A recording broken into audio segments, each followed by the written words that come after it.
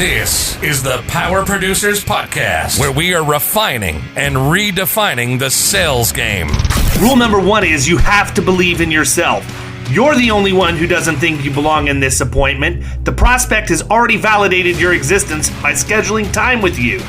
Get it through your head you belong here, go in there, crush it, and close the deal. A place where sales professionals can come to learn from other sales professionals and thought leaders that have mastered their craft. The difference between a good salesperson and a best-in-class salesperson is only 2 minutes.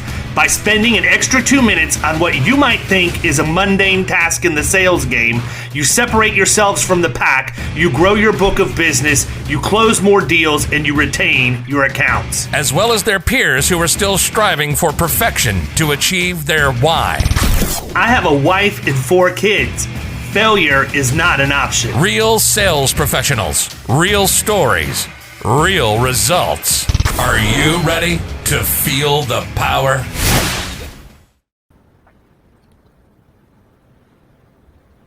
Hey everybody, welcome to the Power Producers Podcast, where we are refining and redefining the sales game. Today we have from the great state of New York, specifically the Buffalo area, Mr. Tom Larsen, and we recorded 2 episodes today. I don't even know what next week looks like, but Kyle is out. His wife got President's Club again this year with ADP, which means I'll never be able to afford to bring her over as a producer now, because it's only like 8 years in a row, and he is in the air right now on his way to Hawaii. So he's going to be gone for 8 days. I'm down 3 at this location right now. So I was telling Tom right before we went live that I have been issuing certificates and everything else known to man.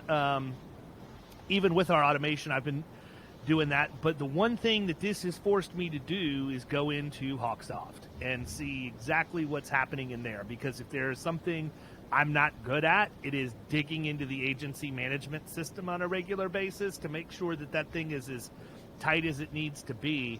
And man, have I learned a lot this week. So it's going to be an interesting couple of months going forward. But the good news is it's not as bad as I thought it was. I wanted to open up and say that because I think that sometimes when people hear that you have a podcast or that, you know, you can put content out or whatever else, that everything's always rosy in your world, and that is not the case. It's just a matter of doing all of this stuff and keeping a smile on my face while I do it. I got y'all fooled. It ain't perfect here. So anyhow, so I'm glad to have James on. I'm glad to have Tom on. These guys both know way more about insurance than I probably ever will, so I'm going to sit back and listen way more than I'm going to talk. But Tom, before we get ramped up, why don't you just sort of give everybody your background story and how you got into the business and talk a little bit about your agency, and then we'll roll from there. All right. I was in the bar restaurant business, actually. Bought one when I was 23. Bought my second one when I was 25. Thought I had the world by the balls, and by 32 I was bankrupt because I had no mentors. I had no leadership person to follow or whatever. So a good friend of mine owned an insurance agency, and he said, well, why don't you come work for me? Why don't you come sell insurance? And it was commission only. And so I refereed hockey on the weekends. I tended bar at a different bar after I got rid of mine, and owned some rental property and sold insurance. So I had like 4 different streams of income. And then for 12 and a half years, I worked for my friend Rick. And then his kids came in the business, and I said, well, the writing's on the wall. It's time for me to go do my own thing. So next April 1st, it'll be 20 years I've been owning my own shop. And he was supposed to release all my accounts to me, and that never happened. So I didn't have anything in writing. Shame on me. Nothing was in writing, so I had to take my accounts one at a time. But luckily, I was in the real estate landlord niche, and most of those people did follow me because the agency I came out of didn't focus on that. It was just me that was doing it there, and so they sort of dropped the ball and a bunch of accounts, and luckily my people followed me. So that's my background, my story. So did you have experience in bars and restaurants, or you just thought it was something you wanted to do and decided to do it on your own? When I started working in one when I was 19, I went to college for 1 year because my dad was raising 5 kids on his own since my mom had died when I was 8.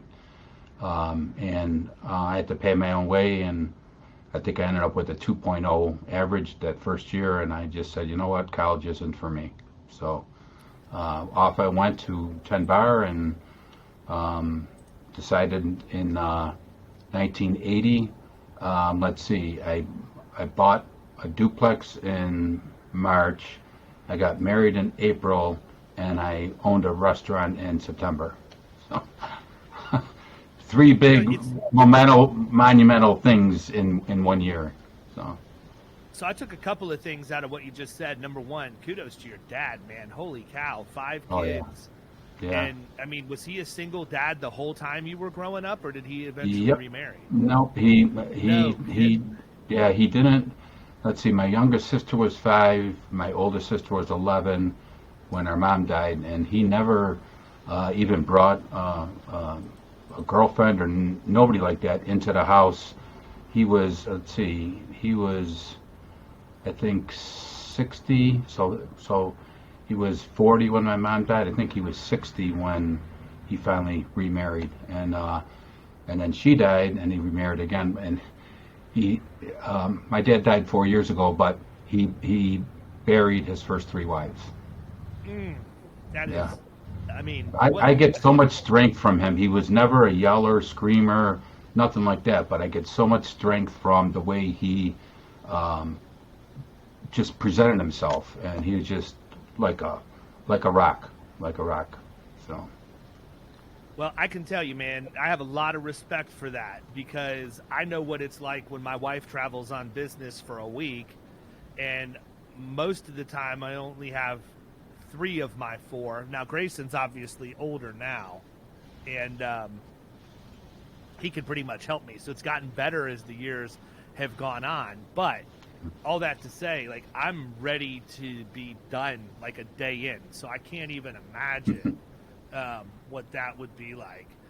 James, it's telling you to just refresh the page and you'll be able to continue recording. I'm going to text you the message that it gave me. Yeah, this happened last week, and I spent 3 hours on the phone with Riverside, and they said they fixed it, but it doesn't look like. Yeah, if not, it's cool. Don't worry about it. Tom and I can handle business. I have a feeling it's going to continue to give you issues. That was the first thing. The second thing is your story is not altogether different than mine, except I had like a little bit of adult in me before I made my stupid decision, and then I got back to being an adult again. But I mean, I talk about it. I don't ever really talk about the fact I owned a service company that I started from scratch in between running grocery stores and working with Super Target. And so I actually worked in the grocery business for 5-6 years in my early 20s, and that's when I realized I had it all figured out, knew everything about business, and I didn't need to work for the man anymore. I was going to go work for myself. And so I went out and I started a landscape. I actually left running a grocery store, and I went to work with a buddy of mine who owned a landscape company, and I worked with him for a little over a year, and then I decided I could do this better. And so I decided to go out and start my own. I was really good at selling the deals. I was really bad at accounts receivable. And so that business actually still exists in Birmingham, Alabama today. I gave it to my operations manager. He took care of cleaning everything up, the debt, and I went back and I started working retail again, and I learned my lesson very, very quickly about how much easier it is to run a business that already has rules and policies and procedures in place versus having to go in and have nothing. So when I took my leap to start the agency 6 years ago, I'd already got my tail kicked enough that I wasn't going to make the same mistakes twice. So yeah, that's how I felt when I finally filed bankruptcy coming out of the bars and restaurants. I felt a little bit of a failure, and but you know, I learned my lesson, and part of the growth in my business has come from learning those lessons when you were an idiot and younger, you know. So. Yep, I get it. So talk a little bit about your agency, man. What's your mix? Are you kind of generalist? I mean, I know you do some stuff with HAB and all of that. What are you focusing on? Probably a third of our business is habitational. It started because I got involved in our local RIA group for landlords. And my buddy Nick, who ran the group, which it's now my group because he's, I think Nick is like 72 now or something. But anyways, he gave up on the group about 7 years ago. So now it's my group. I run the group. But anyways, we have a New York mutual company called New York Central Mutual, and they had, going back 25 years ago, they had the best rates for landlords. And at the meetings, there'd be 70, 80 people, and he would stand up in front and say, all my insurance is with New York Central Mutual, and you got to go see Tom in the back of the room. And I'd make an appointment, and there'd be somebody that owned 6 properties or 8 properties or whatever. And so on the appointments, I wasn't writing one policy. I was writing 6, 8 policies at a time. And that just has continued today. So, we got landlords that own 40 properties. I was working on a vacant building this morning before our podcast here, that somebody just bought yesterday. And he owns about 40 buildings maybe. So it just has grown from there. And then a little sub niche is because I came out of the bar and restaurant business. I like those guys. I appreciate all they do. And so we have about maybe 25 bars and restaurants that we insure too. So I do all the commercial stuff in my office. I don't do any personal lines. I have 3 staff that does all the personal line stuff for me. So I would say like a third of our business is commercial and 2/3 is personal lines. So you've had your agency for 20 years. When did the flywheel catch for you? Like, every one of us goes through different the same struggles but different timelines and things as we're launching. Some are smoother than others. I probably made a lot of mistakes that other people would have avoided when I launched mine. But I mean, it's a way to encourage other people that might be listening to this right now that are scratch agents that might be a year, 2 years in, and they're just, because I see it every day in the forums online. I see it. Man, I don't know if this is the career for me. I want to give up. I've been doing this for a year and a half or 2 years, and I'm ready to be done. How long did it take before you could say, you know what, I think this is going to stick. I'm really good. I think it was about year 4, maybe. About year 4, and then what happened was my daughter was going to Boston College, and in year, so that would have been in year 6, she studied over in Italy. And what happened was when I left my prior agency, I bought a building. So it was a single-use office building. There was just my agency in there. So then 6 years in, I ended up selling the building. I made $50,000 on the building. So that's sort of when my business really took off, is when I got rid of the building, took the money, invested more money into my agency. And I would say between years 4 and 6 is where it really took off. And that's probably about when I ended up getting most of my old accounts back. So it would have been easier if he would have just signed off on all my accounts, which he agreed to do. Again, my stupidity, my ignorance, and not having something in writing. And so he, I had to do it one at a time. So that was my fault. I probably would have been quicker in the transition if he would have signed off, because at the old agency, probably about a third of that business was mine. So in his business, which was probably about $4.5 million agency, and a third of that business was mine. So my fault for not following up with him on that. Well, it certainly would have made a significant impact on your cash flow if you would have had that in when you're starting out, man. Yeah. I mean, that's instead of using credit cards, I would have had a cash flow right from day one. So it's funny because I think people, again, two idiots and a microphone can start a podcast, and for whatever reason, people place a lot of value on that. I shouldn't get credit for starting a podcast. I should maybe get credit for having the guts to put my story out there and at least try it. But part of my problem with that is that I think that it paints a picture of just perpetual success for people. And I don't make any bones about it, man. Like, I've been the guy that lived off of boxed macaroni and cheese and raw man noodles for a year and a half. I when I left my parents' house young and ended up moving up and eventually just staying in Morgantown, West Virginia, I left with $350 in my pocket. My rent for $360 was due when I got there. And I got a speeding ticket for $200 on the way up there. I was screwed before I ever started, man. And I worked 2 and 3 jobs and odd jobs, whatever I needed to do to be able to provide for myself as best I could and make it. And I can remember, man, I can remember when I had the landscape company. If I heard like beep, beep, beep outside the door, I'm like going to the window to make sure somebody's not coming to tow my truck away and repossess it because I was so far behind on bills and everything else. So, I want people to realize that, when you can get past that, no matter how hard what you're going through is, you can get past it. And as long as you believe in yourself enough, there's really nothing in our industry that you can't accomplish. I believe that. I'm an example of that. I have no business having any level of success. Hard work is what has gotten me to where I'm somewhat successful, but I don't have it all figured out.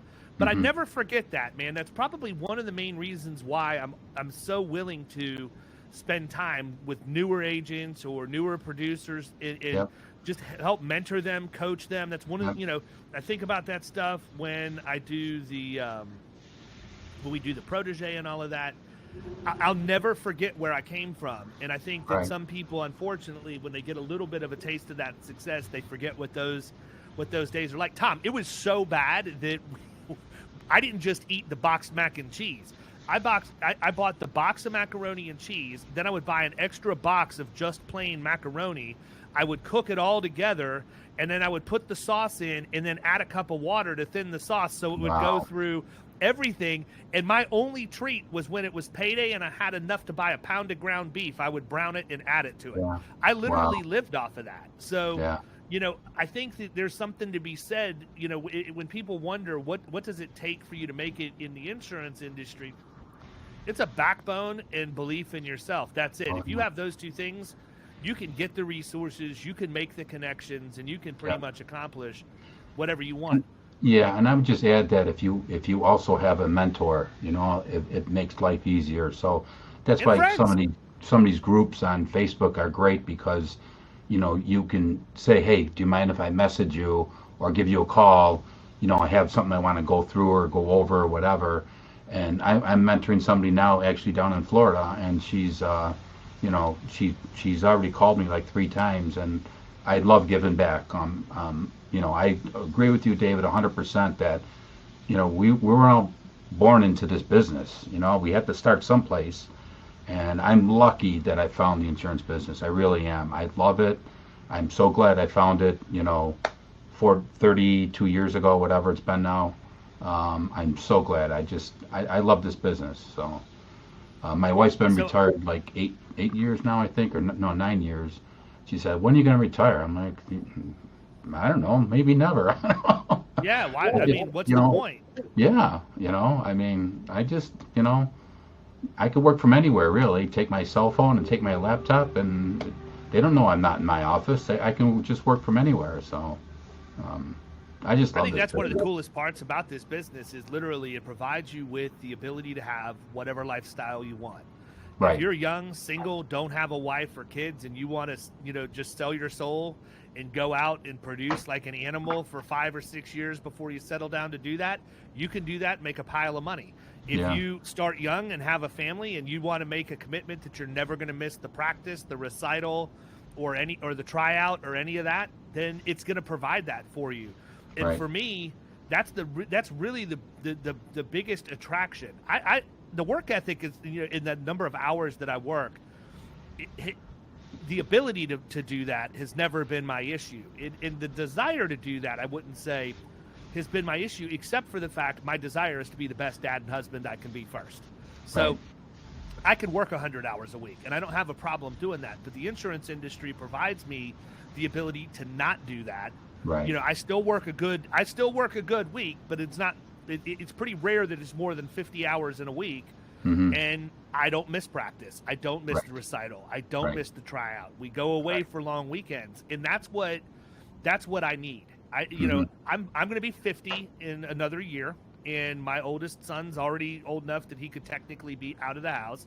My middle son is not far behind him, and I just look at it as I'm not going to sell myself out to my job if I can do a good job and represent my clients the right way and still handle my business at home. Right. And that Yep. to me is where my priorities are. I want to switch gears with you for a second because Sure. I know that you still play baseball today, and the reason Yep. why I know that is because that's why you weren't in the mastermind last spring in Boston in Right. in April of 2021, right? Yep. So Yep. talk a little bit about that, man. Did you play all the way through high school, college, all that? I tried out in my 1 year in college. I tried out. I didn't make the team, but I did try out. And then after that, I was playing fast pitch. I was catching fast pitch softball for probably 25 years, maybe 30 years, something like that. And then about 20 years ago, a little over 20, I think, a Sunday morning baseball team started. And so I was playing fast pitch Tuesdays and Thursdays and hardball baseball on Sunday mornings. And then eventually softball, the pitchers got older and there's no pitchers left around. And so 2 more baseball leagues started. So I was playing baseball on Thursday nights, Friday nights, and Sunday mornings. Then the Sunday morning league folded, and then up until 3 years ago, I was playing Thursday and Friday, and finally just gave up on Friday. I'm supposed to play tonight, but it's raining right now. It's a 45 and over league. But the good news is Monday I go to Cooperstown for a 4-day, 40-plus tournament, and this will be my 13th year in Cooperstown, I think. So play a double-day field, and it just my wife goes with me, and she just enjoys it. There's only, out of 25 ball players, whatever, on my team, there's only one other wife that goes. It's like a guy's week, but she enjoys going, so she's been accepted by all the guys, all the teammates of mine, and they just love her being there. So I'm married to one of those too. yeah. I would not be able to go on my own, and my wife is a much better personality than I am. Everybody loves her, so I'm glad that she's along for the ride with me. Yeah, so that's been a passion of mine since since I was a kid. It actually started with my dad with Little League. He got me signed up when I was 8 years old, and it's just been. I played hockey too, but baseball's been my passion since I was a little kid. So here's my question: What's the difference between catching baseball and catching fast pitch? Because those fast pitch pitchers are nasty. Yeah, I enjoyed fast pitch more than baseball, believe it or not. And we had one of the pitchers in the last 10 years. He goes to nationals every year, and he's won the national tournament probably 4 or 5 times. Here again, somebody that his arm is shot now, and Chucky's, I don't know, maybe 70 now, 71, something like that. But he was like a dominant pitcher. And one time, I'm probably going back about maybe 8 or 9 years ago, something like that. He threw a no-hitter, and I caught it. And after the game, somebody gave him the ball and a pen. He goes, no, my catcher signs the ball first.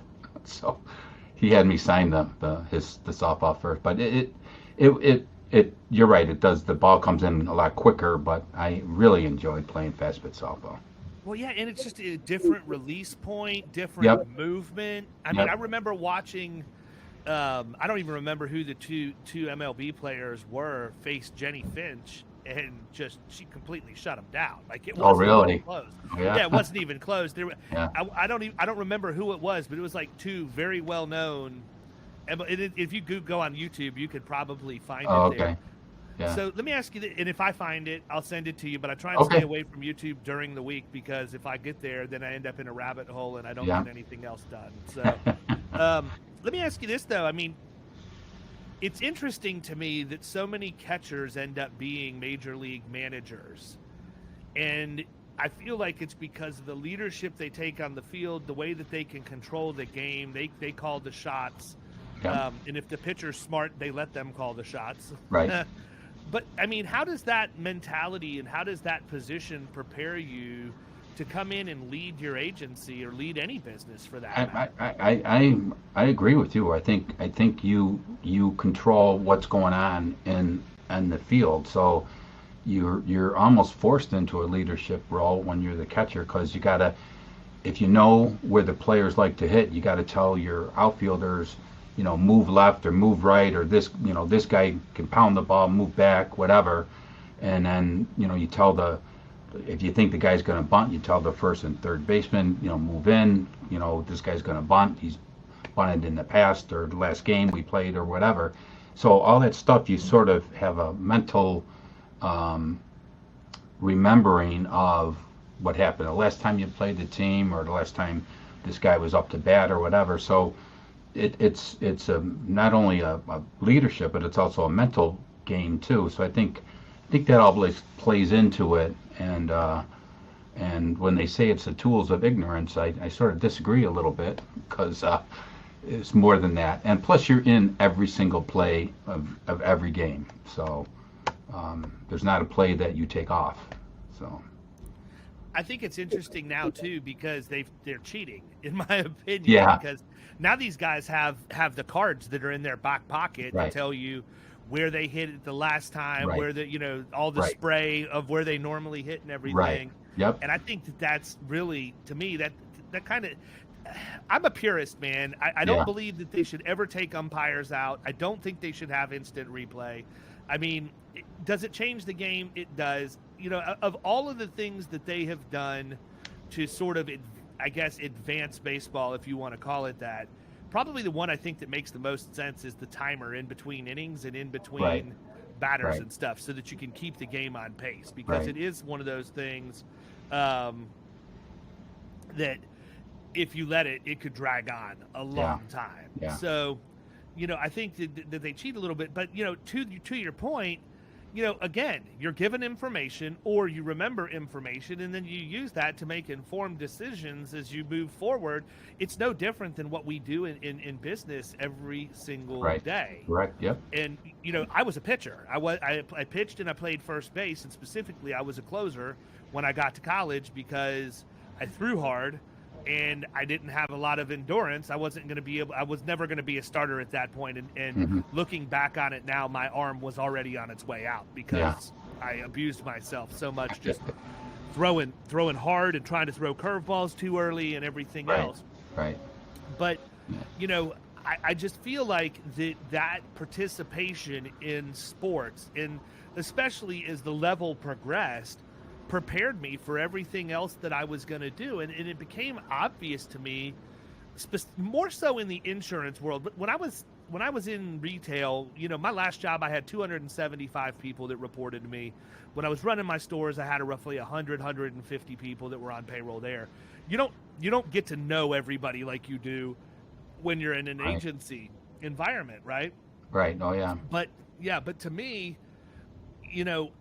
just the mental fortitude that you have to have, and then just understanding what it's like to be on a team and the give and the take that goes with that. It's very obvious to me in the business world what people grew up playing organized sports and athletics and which ones didn't. And that goes all the way back to Little League, right? Oh yeah. Yep. You have to be a good teammate. You have to, roll with the team and know what they're about too. I mean, I look at my staff as teammates. I really believe, in my heart, I really believe culture in an office is everything. And one bad apple could upset the whole bunch. And I truly, truly believe in culture. And we have a great culture now. I didn't when I first started. A little bit toxic at first. Maybe hired the wrong people, but right now, I got a really good culture, and I think that also comes from being a good teammate when you played sports. So. Yeah, I agree. I think the other thing it does is it teaches you to demonstrate accountability, right? Right. So if I go out and I pitch and I don't throw a good pitch and somebody ends up hitting a walk-off on me, whose fault is that, really? I'm the one that didn't execute. I'm the one that maybe didn't hit the catcher's mitt where they were telling me to, or maybe I shook them off. Right. You know, big no-no. Maybe I shook them off, though, and I threw what I wanted to, and the person parked it. Maybe it was like Bull Durham, and the catcher told him what was coming after I shook him off. Who knows? But, you know, I look at it, and I think to myself, there are so many times where I look back, and you can't hide, man. When you're wearing the uniform and you got people watching you and you make a mistake, you can't hide. So you learn to take responsibility for that. That's the only way out, is to say, look, I get it, man. I screwed up. I own it. Let's move on. Let's figure out how to get the runs back. I'll pick you up when I'm at the plate, whatever. Yeah. And that's missing from business, not just dedicated to the insurance industry, business and society in general. It's always somebody else's fault. Mm-hmm. Yep. So you've been in the industry for 30-some years. I think that when you opened an agency, I'm interested in your thoughts on this. I'm not going to tell you what I think. Do you think it's easier to open an agency 20 years ago when you opened yours? Do you think it's easier to open one today? That's a good question and a tough one. I probably think it was easier 20 years ago. I agree with you. So now we're on the same page, and I can tell you why. But go ahead and give your reasons. I just think that I think there was more. What's been going on in the insurance world for 10 years has been a consolidation and companies buying companies and stuff like that. And I think 20 years ago, I think it wasn't the case, and everyone would give, especially the smaller companies, would give a newer agent a shot and say, okay, we could, we're going to take a chance on you. And I think it was easier 20 years ago than it is today. I think the other thing that made it 20 years ago easier than today is there were less distractions 20 years ago. Right. There's so much technology, so many programs. I mean, shiny object syndrome is at an all-time high in the insurance industry, and I'm one of those people that has the propensity to fall victim to that. So I have to really consciously be careful what I devote my time into learning and researching and all of that.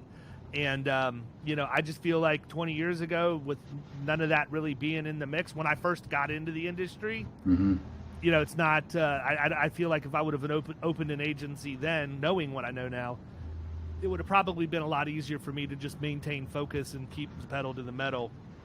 Yeah, and I think now, I agree with you. And I think today, I think the insurance companies have clamped down on newbies, and they're not opening their doors so much. That's why all the chatter online, you see, which aggregator should I go to? Who should I go, be talking to? That kind of stuff. And I just think that it's just a little bit harder today for somebody switching gears, whether they're captive and come to our side or they're just brand new and want to get in the insurance business. I just think it's harder today.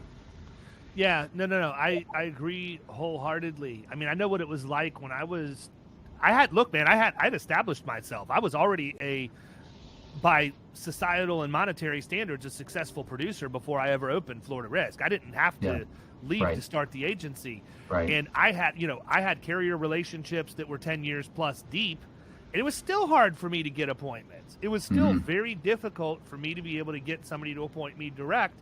and I had to go through wholesalers, even for the admitted market stuff that we did. And it became very difficult for me to be able to, not I shouldn't say difficult, it just became awkward for me because I would go, I would close a piece of business, I'd onboard them, and I'd go out to deliver their 3-ring binder with their pristinely printed insurance policies in there like we always do, right?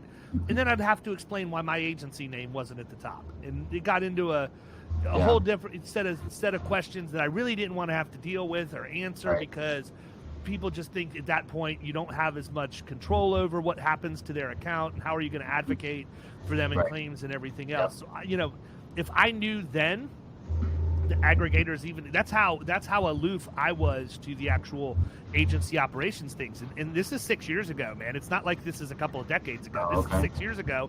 I didn't even know what an aggregator was. And people are probably out there laughing, thinking that. But, when you're just a producer and all you're worried about is going out and opening and closing, you don't have time to worry about where the markets are going to come from. That's what the marketing person does in the agency.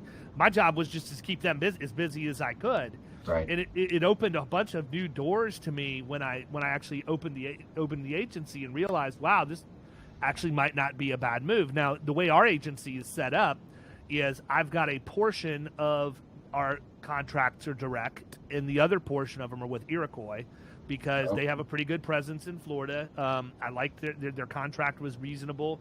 It wasn't nearly the nightmares that I've heard from other aggregators out there. And they had the carriers that I thought that would make sense for us to add to the agency. And so I've always had kind of that bifurcated relationship in the agency so that I could, auto owners is our horse. Auto owners and Chubb are our horses. That's where we're going to put the bulk of our business. But that doesn't mean we're not going to write stuff with Liberty Mutual. We're not going to write stuff with Hartford. I just looked at it and I was honest with myself and said, you know what? I'm never going to write enough with these various companies. And it's not limited to Liberty and Hartford. Those are just the two that I thought of. I'm never going to write enough with them to justify them giving us a direct contract. I know that. But I will write enough that it would be nice to have them. And so that's kind of how we engaged with them and how we've run the relationship. And guess what? Over the course of the last 3 or 4 years, we've actually found niche products that we can write with both Hartford and Liberty that I never even would have taken the time to explore if we didn't have them. So I do think from a market access standpoint, they are trying to use aggregators to sort of level the playing field for the newer agent. But let's be real, man. How many new agents have the money, right? Like a lot of people are starting. And if you're one of these people that's kind of on the fence, let me just give you some advice right now. Don't jump into the agency game until you have the financial wherewithal to do it. I'm not saying you can't do it. I'm just telling you, if you want my advice, I know what it's like to start with nothing because, again, 6 years ago, when I say scratch, brother, bank account had zeros in it and everything. And so, we built Florida. We built Florida Risk from absolutely nothing. I don't tell you that because I discourage you from coming in. I'm telling you that because there is an easier way to do it. And if you do need to use an aggregator or whatever else, most of them are looking for a large, not large, but they're looking for a percentage of your revenue or a fee or both. And if you're not in a position to give up a little commission or write a check, then don't leave yet. So I don't know if you know this about me or not, but I started my own cluster 8 years ago. Well, I was leading you there, but I didn't know if you wanted to talk about it or not. That's so feel fine. free. No, that's fine. Started just with 3 of us, and now we're up to 8. And combined, we're like $19 million, I want to say, $20 million, somewhere right around there. And probably by the end of the year, it'll be 22 million, maybe 23 million. And the last 3 members to join are ex-Allstate people that have left Allstate. One guy was at Allstate for like 35 years, and it was his dad's before that. And then the 2 women that joined, one was at Allstate like 15 years, and one was at Allstate like 20 years. So they jumped on board with us, found out that it cost them $500 a year to belong to our little cluster, and that's it. And it's been great. It's been really great. We got, I think, 18 companies now, I want to say. So So we it's just been great. So and the two people that joined more recently are from Rochester. So we span from Rochester to Buffalo, which is about a 90 mile difference in cities. So what's your goal with that? Are you looking to grow it more than what it is, or I mean, are you looking for people outside the state? We're trying to be more quality than quantity, and it's just New York State only because probably about 10 of our companies are just domiciled in New York. They're all the little co-ops that like writing property. None of them write casualty. They don't write any auto business. So that's probably about 8 to 10 of our companies. But yeah, we'd like to grow it and just maybe keep it manageable up to maybe as many as 12 to 15 members. But that's probably about it. We're not trying to go national or anything with it. Just one the guy that sort of runs it, one of the original guys, one of my partners, he's 72, and the other one that started it with me, he's 71. So they're on the way out eventually, out of the business. So we're not trying to grow it too big or too wide even, because we did let 2 partners in that were from New York City, and they blew up a couple of our companies because they just put bad business on the books, and so we had to part company with them and tell them see you later. So it's been great though. It's been really great. Yeah, I think that it's a necessary thing to have aggregators at this point. I honestly think that it's probably going to grow even more than it already is. And specifically because of the people that are leaving that captive channel and coming over to the independent side, they've got insurance experience, but they don't have like company experience with anything other than what they're used to. And they're certainly not going to be able to just walk in and get contracts. So the aggregator model is very attractive to them. I would encourage anybody who's interested in writing clean business in the state of New York that's listening to this. If you're having market access problems and you think you fit the bill, I would reach out to Tom. I mean, Tom and I don't know each other very well, but we run enough in the same circles that I'm comfortable saying you could probably do a lot worse. I mean, he's a good man, and he's got a good head on his shoulders, and he's going to push you in the right direction for certain. But, the fact that you booted 2 people tells me that you're running your cluster right. So it wasn't a good fit. They were trying to fit square pegs into round holes, and it just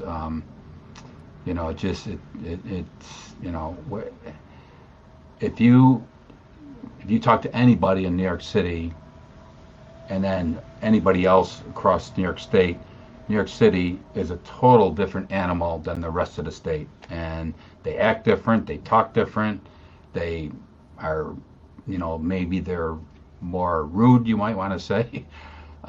It's funny because people in the insurance industry, more so company people, they say when you go from New York City, as you go west more, the state gets friendlier and friendlier and friendlier and friendlier. I've only been in New York technically 3 times. I flew through LaGuardia, I flew through JFK, but I actually went to New York City one time. My wife's from Jersey. We took the train from Princeton in to the city, and it was like the last shopping weekend before Christmas. And I'll never forget, my mother-in-law called and said, "What do you think?" I'm like, "Everything's blurry. We have literally sprinted from one place to the next because Annie wanted me to see everything while we were there." I literally just touched the tip of my toe in Central Park to say that I'd been there, and then turned around and we were lighting candles at St. Patrick's Cathedral. So I really would like to get to New York sometime just to spend some time and see the history and the architecture and some of the stuff that's there. But I understand exactly what you're saying. I don't have an issue with it because in most circles I'm relatively direct too. So I speak that language fluently. I just tend to do it with maybe more of a smile on my face and a little bit of cushioning on either end of it. So let me ask you this. I want to be respectful of your time. Before we wrap up, you're a 30-year plus veteran of the industry at this point, 20 years as an agency principal. What's one piece of advice you would give to somebody new to the industry that you wish you knew when you got in? And it doesn't have to be in as an agency principal or as a producer or an agent, or you could give a piece of advice from both perspectives. Either way. I would say find a mentor. That'd be my number one piece of advice, is find a mentor. It could be somebody that's in a different agency, or maybe somebody that's retired, or somebody in one of the Facebook groups, whatever. But find a mentor, somebody that doesn't mind sharing experience that they've been through, somebody that doesn't mind picking up the phone when you call or when you text them, give them an answer or whatever. I think that's number one. I was lucky because when I was a producer, my friend had owned the agency for maybe about 10 years, I think, at that point. And was it 10 years? No, it wasn't 10 years. It was probably maybe 5 years. And it was just him and two women in the office. So I basically helped him grow his business, because when I left, there was, there was 6 producers and 5 staff, and I helped him grow that business. So he leaned on me a little bit too, but he was my mentor as far as learning the insurance business and getting my feet wet in the insurance business. It was due to his mentorship. So my number one thing would be find a mentor. I agree with that. And if you're like me and you need more than one, find a tribe. And if you don't have, there you go. And if you can't find one, create one, because there's other people who need it. And if for all the evils of social media, one of the things that's good about it is the fact it can connect people who have never met each other before, but have similar, interests and moral compasses in the same industry. And you can build those relationships online if you're willing to. And the other thing I would recommend is go to the Facebook groups you're a part of and check to see if they even have a mentorship program in them. Mm-hmm. I can tell you IAOA has a formal mentorship program, and I've mentored probably 6 or 7 people that have come through and just signed up and requested a mentor through IAOA. I had no clue who any of them were before they signed up, and now they're some of my best friends. Right. Yep. Yeah, and that Chris Paradiso's little group came out of me mentioning to him. I'm like, why don't we do something with just a small group of people, and let's put this together. And now I think next month will be, the 5th meeting or something like that we put together. It's more him that put it together. It's just my idea. I put the bug in his ear, I guess you might want to say, and he ran with it. But he's somebody too that I greatly respect, and I've learned a lot from, and I've been to his home and I've been to his office, and he's just a great guy. And anytime you get the chance to hang around with somebody like him, it's a thrill, really. 100%. Yeah. Well, listen, man, we're going to go ahead and wrap up. I think this is a really good episode. A lot of practical advice, good banter back and forth. I appreciate you spending the time to come on with us today, and wish you nothing but continued success. I don't know that I will see you before, but if I don't, I will definitely see you in September in Indianapolis for Mr. Paradiso's event. So I look forward to that. Me too. I appreciate you spending time with me today, Tom. All right, David. You've been listening to the Power Producers Podcast. You can follow Killing Commercial Insurance on Facebook and YouTube. And if you want to take your game to the next level, check out our book, The Extra 2 Minutes, and our website, killingcommercial.com.